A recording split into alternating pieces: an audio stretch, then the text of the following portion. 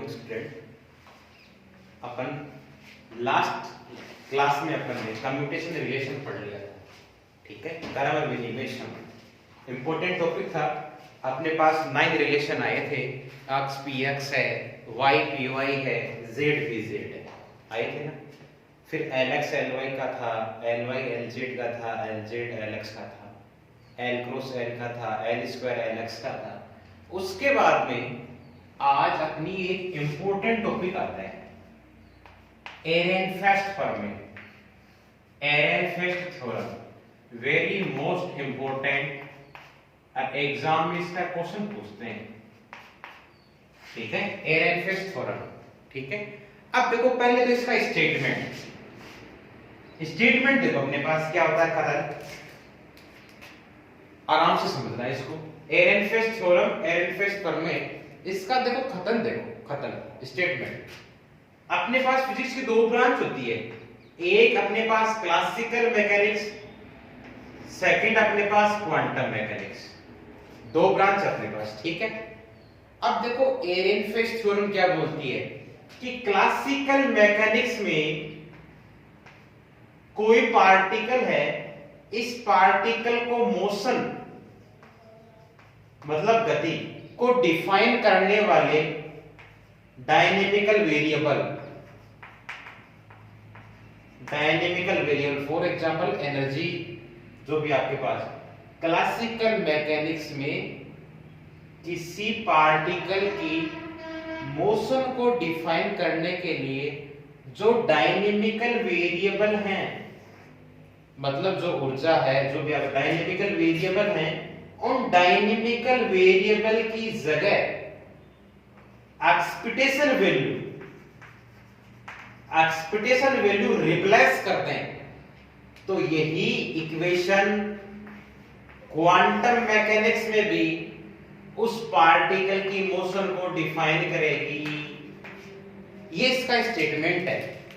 क्या स्टेटमेंट है, एक बार रिपीट करते हैं कि किसी क्लासिकल मैकेनिक्स में किसी पार्टिकल की मोशन को डिफाइन करने वाले डायनेमिकल वेरिएबल की जगह एक्सपेक्टेशन वैल्यू का यूज कर दिया जाए, या डायनेमिकल वेरिएबल की जगह एक्सपेक्टेशन वैल्यू रिप्लेस कर दी जाए, तो यही इक्वेशन क्वांटम मैकेनिक्स में भी इस पार्टिकल की मोशन को डिफाइन करती है। ये तो हो गया इसका कथन। हिंदी में इसका क्या हो गया कि चीज समेत भौतिकी में किसी कण की गति को वर्णित करने वाले गति के चरों के स्थान पर यदि प्रत्यक्ष मान का यूज किया जाए, तो यही इक्वेशन क्वांटम यांत्रिकी में भी कण की गति को वर्णित करेगी। इसके 2 पार्ट हैं। फर्स्ट अपने पास पार्ट है d/dt x is equal 1/m px, ये तो इसका फर्स्ट पार्ट है। x कंपोनेंट के लिए लिखा, यदि मैं तीनों डायरेक्शन एक साथ लिखना चाहूं तो d/dt r is equal m, यहां x की जगह ओनली p आ जाएगा, p कंपोनेंट। यहां पे देखो x कंपोनेंट ये तो px हो गया, ये फर्स्ट ए। सेकंड इसका पार्ट है, तो फर्स्ट पार्ट है थ्योरम का। सेकंड पार्ट है अपने पास d/dt p of x is equal f of x, ये सेकंड पार्ट। ये दोनों पार्ट अपन को प्रूफ करने हैं। तो एरेनफेस्ट थ्योरम का स्टेटमेंट अपन ने देख लिया।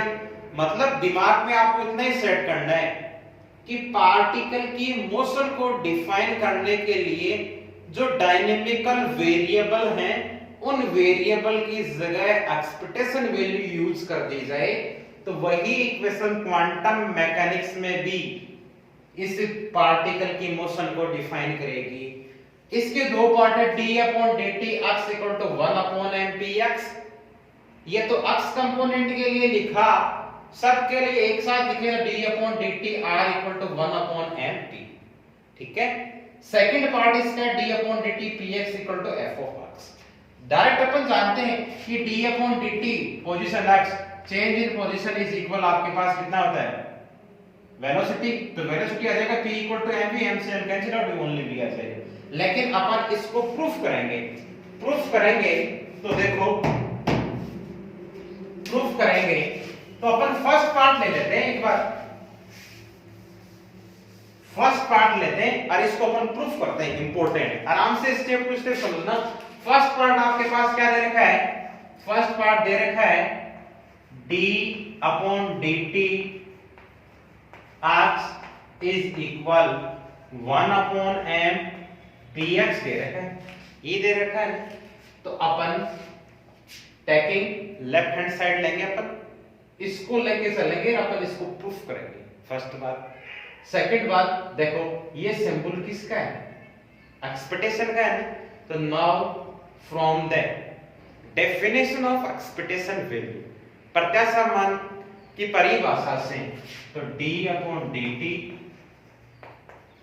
x इज इक्वल, प्रत्याशा मान की डेफिनेशन से क्या हो जाएगा आपके पास psi of x t x psi of x t, और ये d2 और ये d अपॉन dt तो आपके पास है। ये इक्वेशन फर्स्ट आ गया। कैसे? Now from the definition of expectation value, expectation value का फॉर्मूला क्या होता है, देखो x is equal Sai star x Sai dv upon Sai star into Sai dv, ये होता है ना फॉर्मूला एक्सपेक्टेशन वैल्यू का। अब मैं कह दूं यदि फंक्शन इज नॉर्मलाइज्ड, यहां पे लिखेंगे फंक्शन साई नॉर्मलाइज्ड है तो इसकी वैल्यू 1, इसकी वैल्यू 1, तो x की वैल्यू ओनली कितनी हो जाएगी Sai star x Sai dv। ठीक है, dv तो अपने पास टोटल वैल्यू आ गई, अपन यहां पे ओनली एक वॉल्यूम एलिमेंट लेंगे तो क्या आ जाएगा d2। ठीक है, देखो इंटीग्रल का इंटीग्रल साई स्टार, ये इसके एलिमेंट है x पोजीशन t टाइम, तो साई x t, x ऐसा कैसा साई ऐसा कैसा, और d2 वॉल्यूम एलिमेंट ले लिया। यहां अपन लिख देंगे where d2 is volume element and function psi is normalised. यदि फंक्शन साई नॉर्मलाइज्ड नहीं होता तो डिवाइड बाय टर्म भी आती Sai star into Sai d2, लेकिन फंक्शन अपने पास यहां नॉर्मलाइज्ड है तो इसकी वैल्यू अपने पास कितनी होती है 1। तो अपन ने ये from the definition of expectation value, प्रत्याशा मान की परिभाषा से अपन ने ये इक्वेशन लिख दी। ठीक है, अब देखो नेक्स्ट स्टेप में d upon dt x is equal, next step में अपन d अपॉन dt है ना यहां रिप्लेस करेंगे। अब देखो d अपॉन dt करेंगे तो यहां अपने पास 2 पार्ट होगा तो इनको पार्शियल करना पड़ेगा, पार्शियल करेंगे तो अंदर आपके पास डेल होगा। अब देखो ओनली डिफरेंशिएट होगा किसका, ओनली डिफरेंशिएट साई का कॉन्जुगेट और साई का ही होगा। क्यों? ये साई का कॉन्जुगेट किस पे डिपेंड कर रहा है, x और t पे डिपेंड कर रहा है ना, देखो t पे, और ये किस पे डिपेंड कर रहा है t पे, करना किसके रेस्पेक्ट में, t के रेस्पेक्ट में, तो ओनली किसका होगा साई का कॉन्जुगेट और साई का ही डिफरेंशिएट होगा, बाकी कांस्टेंट वेरिएबल। तो देखो ये इंटीग्रल का सिंबल तो एज इट इज रहेगा, ये तो एज इट इज है, ये d अपॉन dt यहां रिप्लेस अप्लाई करते हैं तो ये होगा डेल साई का कॉन्जुगेट अपॉन डेल्टा t, और ये x और ये साई ऐसा कैसा, कोई दिक्कत, प्लस आपके पास ये इंटीग्रल तो एज इट इज है। अब क्या होगा, इसका होगा del psi upon delta t, और ये x और साई का कॉन्जुगेट ऐसा कैसा, साई कॉन्जुगेट x d2, ये टर्म आएगा अपने पास। इक्वेशन इसको डाल देते हैं सेकंड। देखो एरेनफेस्ट थ्योरम के फर्स्ट पार्ट को प्रूफ कर रहे हैं, फर्स्ट पार्ट ले लिए, फर्स्ट पार्ट की लेफ्ट हैंड साइड ले ली ठीक है, d अपॉन dt, ये अपन ने एक्सपेक्टेशन वैल्यू की डेफिनेशन से अपन ने लिख दिया, d2 volume element psi normalised function. अब अपन d अपॉन dt यहां अंदर रिप्लेस होगा तो इसका पार्शियल डेरिवेटिव होगा ओनली डेरिवेटिव किसका होगा, साई का कॉन्जुगेट और साई का ही होगा। तो साई का कर दिया, साई के कॉन्जुगेट का कर दिया, साई का कर दिया, बाकी एज इट इज अपने पास, कोई दिक्कत।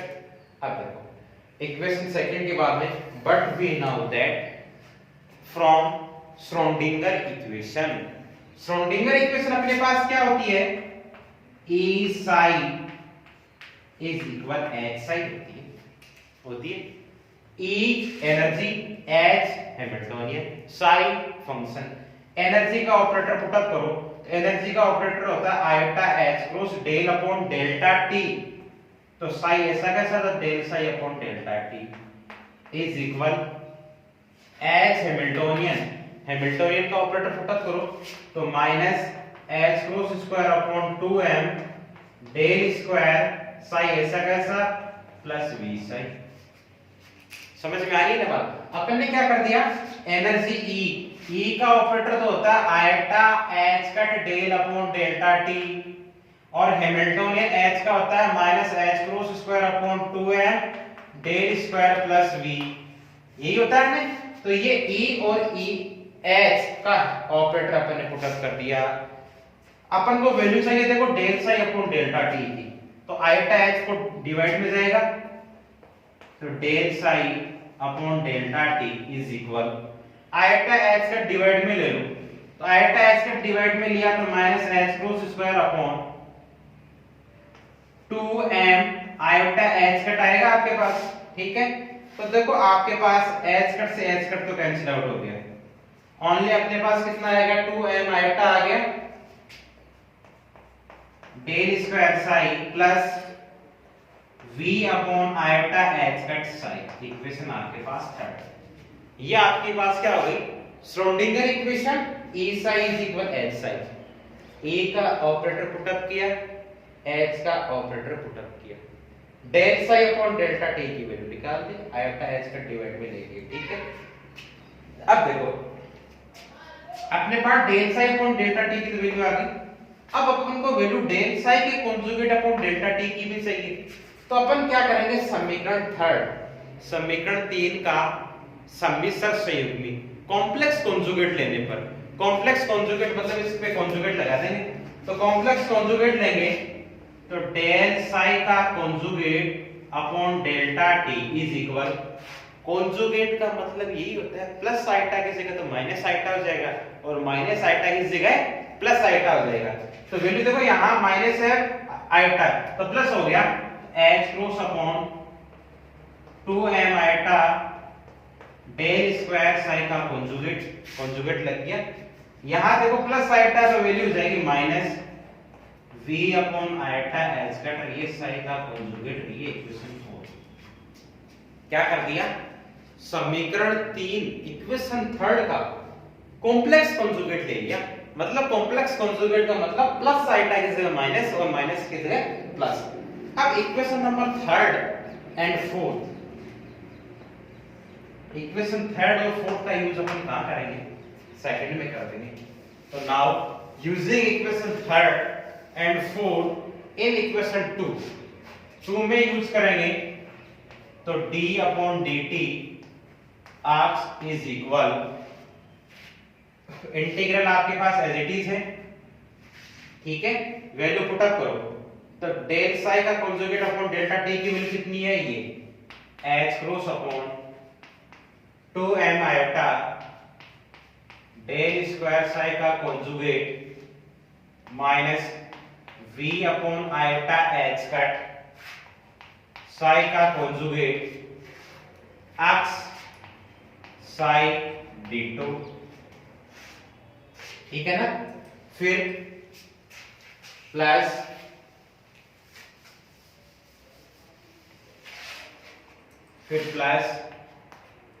Integral of del psi upon delta t, ये वैल्यू पुट अप करो, तो minus h cut upon 2m iota del square psi plus v upon iota h cut psi,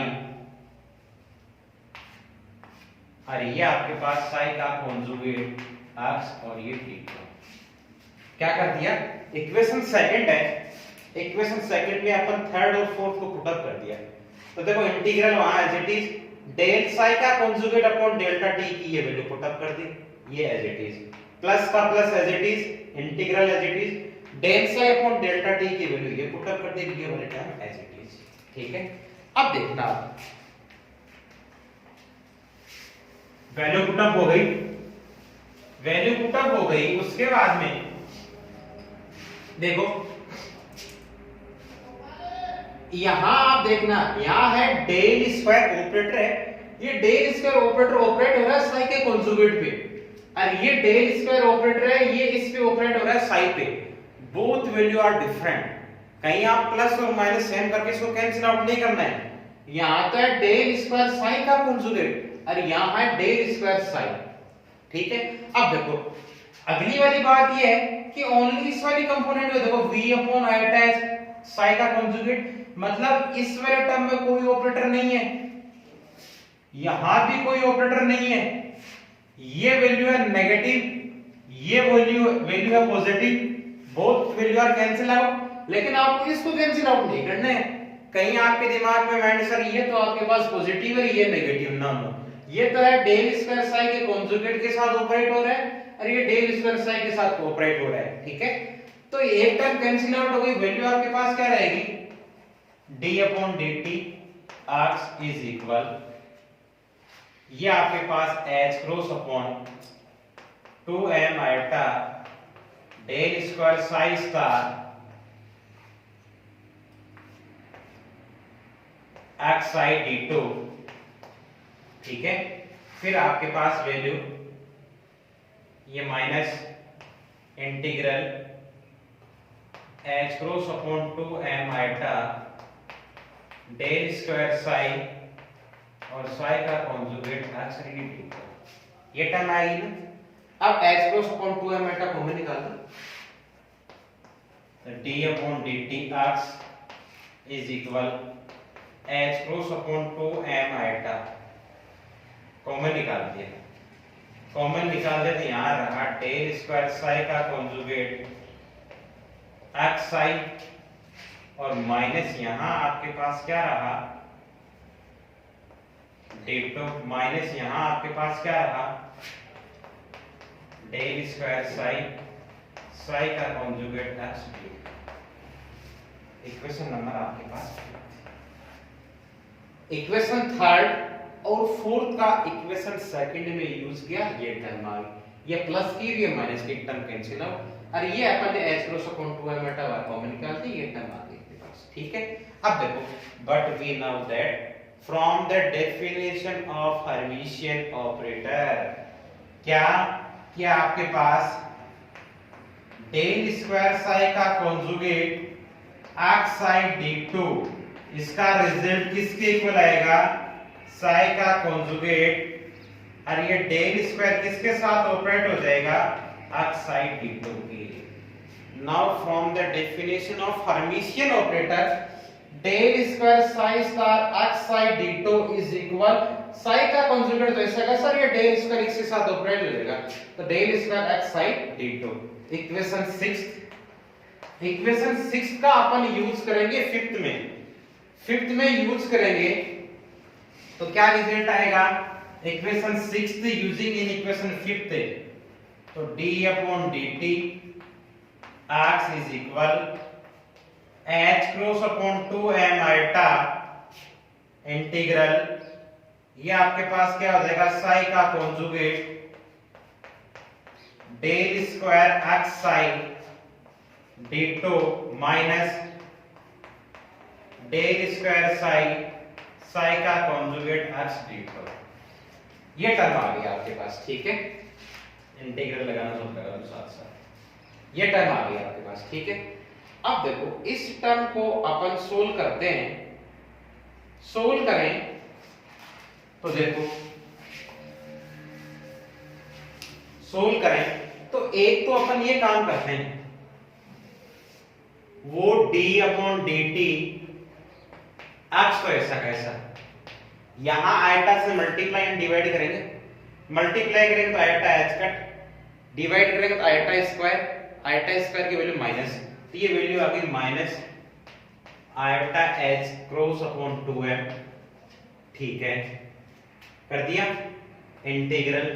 यहां देखो दोनों टर्म में साइन का कॉन्जुगेट कॉमन आ रहा है, कॉन्जुगेट कॉमन निकाल दो, कॉमन निकाल दिया तो वैल्यू क्या आ गई, डेल स्क्वायर एक्स साइन और माइनस आपके पास क्या रहेगा, डेल स्क्वायर साइन एक्स या डेल स्क्वायर एक्स साइन डी2। ये टर्म रही ना आपके पास इक्वेशन नंबर 6। इस इक्वेशन में अपन ने क्या कर दिया, साइन का कॉन्जुगेट है इसको बाहर निकाल दिया और साइन का कॉन्जुगेट है इसको अपन ने बाहर निकाल दिया और अपन ने एक काम ये और कर दिया है, सॉरी इसको अपन एक काम करेंगे, ये x है ना, x को जैसे इसको डेल स्क्वायर साइन लिखेंगे, x डेल स्क्वायर साइन ऐसे x डेल स्क्वायर साइन, क्यों अपने पास देखो x तो ऐसा कैसा डेल स्क्वायर साइन अपने पास ऐसा का और साइन का कॉन्जुगेट को अपन बाहर निकाल दिया तो x डेल स्क्वायर साइन, ये अपने पास इक्वेशन 6 आ गई। अब अपन ने देखो इक्वेशन 6 है इसको सोल्व करते हैं, एक मिनट इस पे देखना, इक्वेशन 6 को अपन सोल्व करेंगे और 6 को सोल्व करके अपन इसमें पुट अप करेंगे। तो इक्वेशन 6 की जो ब्रैकेट वाली टर्म है वो टर्म क्या है, del square X psi minus X del square psi, ये है ना, इसको सोल्व करो तो देखो ये डेल स्क्वायर है ना, आराम से देखना, इंपॉर्टेंट स्टेप है ये, डेल स्क्वायर, इसको मैंने लिख दिया del dot del X psi minus X del square psi, कोई डाउट? अब देखो ये डेल ऑपरेटर है और इस डेल का मतलब यहां है डेल अपॉन डेल एक्स, ये इस पे ऑपरेट होगा, इस पे ऑपरेट होगा तो ये वाला डेल तो एज इट इज, ये इस पे ऑपरेट होगा तो ये u इंटू v से ऑपरेट होगा, u इंटू v से होगा तो देखो डेल x का तो हो गया डेल x और साई ऐसा कैसा प्लस x ऐसा कैसा और साई का कर दिया डेल साई, और आगे वाली स्टेप ऐसे कैसे minus X del square psi, कोई दिक्कत? No problem. डेल इस वाले टर्म को सोल्व कर रहे हैं, डेल स्क्वायर में लिख दिया डेल डॉट डेल ये टर्म, अब ये डेल इस पे ऑपरेट होगा तो u इंटू v से डिफरेंशिएट कर दिया। अब देखो ये डेल इस पे ऑपरेट होगा तो यहां दो एलिमेंट यहां और यहां भी दो एलिमेंट, तो ये डेल इस पे ऑपरेट होगा तो इनका u इंटू v से करेंगे और इनका u इंटू v से करेंगे, तो ये डेल इस पे वर्क करेगा तो u इंटू v से करो तो पहले डेल x का होगा तो ये होगा डेल स्क्वायर x साई ऐसा कैसा, फिर प्लस डेल x और साई का कर दिया डेल साई। अब देखो ये डेल इस पे तो वर्क कर गया, अब ये डेल इस पे वर्क करेगा तो इनका भी u इंटू v से डिफरेंशिएट करेंगे तो प्लस आपके पास x का हो गया del x del psi plus x ऐसा कैसा और डेल साई का करेंगे तो डेल स्क्वायर साई, और ये आगे वाली step minus x del square psi, कोई दिक्कत? अब देखो ये plus x del square psi ये माइनस ये कैंसिल आउट, ठीक है, तो del square x psi plus देखो डेल x डेल साई इसको लिख दिया 2 डेल x डेल साई। अब देखो इस एक डेल का मतलब होता है डेल अपॉन डेल x, तो डेल स्क्वायर का मतलब क्या होगा del square upon del x square, मतलब दो बार डिफरेंशिएट करना है इनका, तो वन टाइम करेंगे तो ये हो गया del x upon del x, one time करेंगे तो del x upon del x उसकी वैल्यू 1, उसको वापस डिफरेंशिएट करेंगे 1 का डिफरेंशिएट करेंगे 0, तो इसकी वैल्यू कितनी आ गई 0 आ गई, समझ में आ रही है ना बात? एक डेल की वैल्यू है डेल अपॉन डेल x, तो डेल स्क्वायर है, स्क्वायर का मतलब del square upon del x square, मतलब x का 2 टाइम डिफरेंशिएट करेंगे तो वैल्यू 0 प्लस, अब देखो 2 तो ऐसा कैसा, इस डेल का मतलब वही डेल अपॉन डेल x और ये x, तो del x upon del x हो गया, इसकी वैल्यू 1, अब देखो ये समझ में आ रही है बात, देखो 2 ऐसा कैसा, इस डेल का मतलब डेल अपॉन डेल एक्स, ये एक्स ऐसा कैसा, इनटू इस डेल का मतलब भी डेल अपॉन डेल एक्स और ये साई ऐसा कैसा। तो डेल अपॉन डेल एक्स तो 1 हो गया, ये हो गया 0 plus 2 del psi upon del X only. मतलब ये टर्म किसके इक्वल आ गई, 2 del psi upon del X. इसको अपन इक्वेशन नंबर 6 में यूज करेंगे। 6 में यूज करेंगे तो d upon dt x is equal minus iota h cut upon 2m Sai का कॉन्जुगेट, और इस टर्म की वैल्यू कितनी आ गई, 2 del psi upon del x, और ये आपके पास d2 एज इट इज। ठीक है, अब देखो अपन एक काम 2 से 2 कैंसिल आउट, तो d upon dt x is equal 1 upon m तो बाहर रखो, साई का कॉन्जुगेट यहां लगाओ, माइनस आपके पास आयोटा h कट है, इसको अपन अंदर लेते हैं यहां, तो माइनस आयोटा h कट यहां डेल अपॉन डेल x, और ये साई ये d2। ठीक है, अब देखो ये माइनस आयोटा h का डेल अपॉन डेल x किसका ऑपरेटर हो गया, p का क्या होता है आपके पास, p इज इक्वल होता है minus iota h cross del, तो px का minus iota h cross del upon del x, तो px का ऑपरेटर हो गया, तो is equal 1 upon m psi का कॉन्जुगेट ये px और ये साई ये d2। ठीक है, अब देखो ये इतनी वाली कंडीशन एक्सपेक्टेशन वैल्यू की डेफिनेशन से प्रत्याशा मान की परिभाषा से किसकी वैल्यू गई है, px की, तो 1 अपॉन m, इसको मैं प्रत्याशा मान px किसके इक्वल चल रहा था, d अपॉन dt x के, ये प्रूफ हो गया फर्स्ट पार्ट। समझ में आ रही है बात यहाँ, क्यों अपने पास ये वैल्यू लिख दी, ये वैल्यू है px की। अब ये वाला फॉर्मूला किसका होता है, एक्सपेक्टेशन वैल्यू। कैसे, अपन x की एक्सपेक्टेशन वैल्यू ये तो लिखते हैं ना, Sai star x Sai dv upon Sai star Sai dv। यदि फंक्शन नॉर्मलाइज है तो इसकी वैल्यू 1 ओनली कितना रहेगा, Sai star x Sai dv, ये रहेगा ना x की, तो px की वैल्यू क्या हो जाएगी, px is equal Sai star px Sai dv। तो ये तो लिखा मैंने, देखो साई स्टार px साई, इसको मैं क्या लिख सकता हूं, px, तो यहां px लिख दिया। This is the first part of Ehrenfest theorem. तो d upon dt x equal to 1 upon m px आ गया आपके पास। ये एरेनफेस्ट थ्योरम और इसका स्टेटमेंट और इसका फर्स्ट पार्ट प्रूफ कर दिया। आराम से समझना, अपने नोट्स बनाना। सेकंड पार्ट को अपन नेक्स्ट क्लास में डिस्कस करेंगे। Okay and thank you.